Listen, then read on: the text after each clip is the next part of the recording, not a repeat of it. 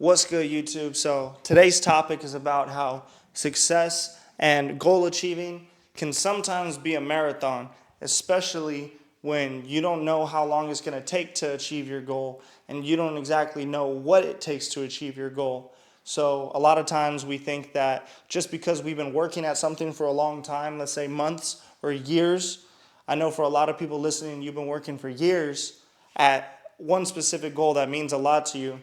There comes a point when you just feel so fatigued, especially for all my overachievers. If you're smacking the gym more than most people, or even frequently, and you're going to work, you're doing your thing, whether it's YouTube, whether it's making music, whether it's clothing, art, whatever the case may be, so many extracurricular activities, and you want to get great at all of them, your body can't always keep up to the creative degree that you want. And you'll notice this by an intense urge to sleep, like so much, or maybe you're not eating enough. Whatever the case is, all I'm trying to say is there comes a point when you've been working for such a long time that it's pretty clear you're not being weak-willed, you're not being coward, you're not showing fear, you're not being, a weasel. That's why I call it a weasel. You don't have the weasel energy. So, in this case, you might want to take either a couple days off, but most likely, you guys need to take a couple weeks off. And that's the opposite of what a lot of people want to hear, because especially for all my go-getters, you've been going at it for years, like I said. But when you take a couple weeks off, like for me, I'm taking a month off of the gym. As you can see, I'm still working. So it's not even a complete rest. Like my girlfriend's over there in the room, she's taking a nap. Right now, I'm working.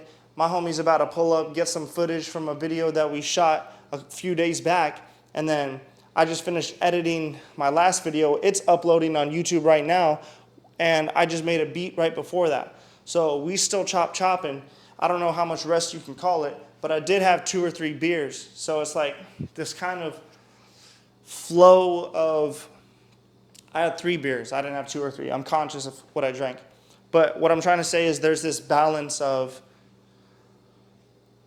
keeping the momentum while also releasing friction, releasing tension. Because if I were to go to the gym in addition to all this, and then I wasn't drinking, and then I was just this iron axe just chopping away, I would get a lot of work done. But the reason I had to decrease my speed of all the games that I'm playing is just because my quality was poor.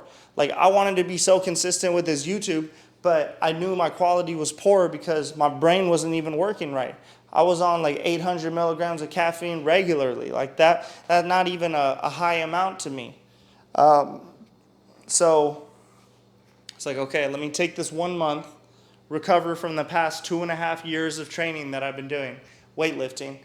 I haven't been getting the best sleep, so that's also its own game that I need to conquer. My diet hasn't even been that great.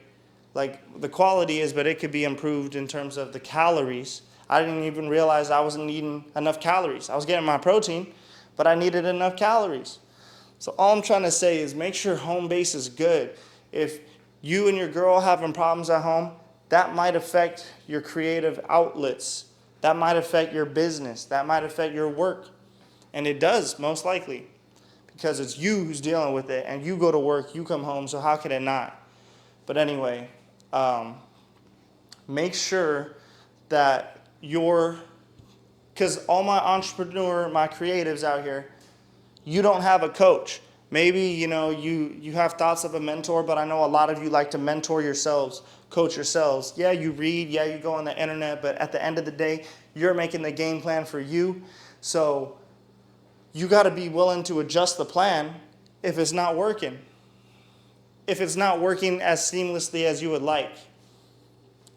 If you're falling asleep every time you get home from work and you got to do all this extra stuff and you've been killing it in the gym for like 2 years, it's probably fine that you take 1 month off of the gym for your hormones to regenerate, eat a lot, use that time instead for your creative outlets. Take fat naps. Just sleep, sleep, sleep, sleep, sleep, sleep, sleep, sleep, sleep. Y'all remember what it was like when you're on summer vacation after school? You know, a lot of us had different family lives. Obviously, you have different families, but some of us, we'd be sleep, sleep, sleep, sleep, sleep, sleep, sleep. Come back in August, and we're like 3 inches taller. It's like, what happened to the homie? Oh yeah, he was actually resting. He actually rested. He actually did what his body was asking him for. See, when we're in the USA, it's this nonstop onslaught. Oh my God. You know what I mean? And my name is Restless No Sleep. So imagine how I'm feeling during all this. Imagine how I'm feeling. Ridiculous.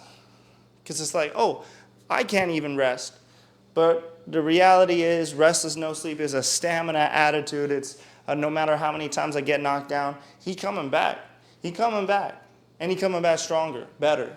So that's my message. Don't feel bad. Take the time. Regenerate.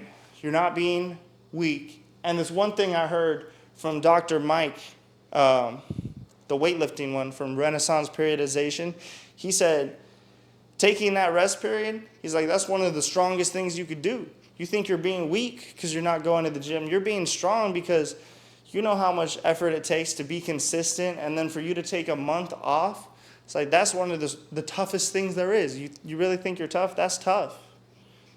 So I'm going to leave you all with that.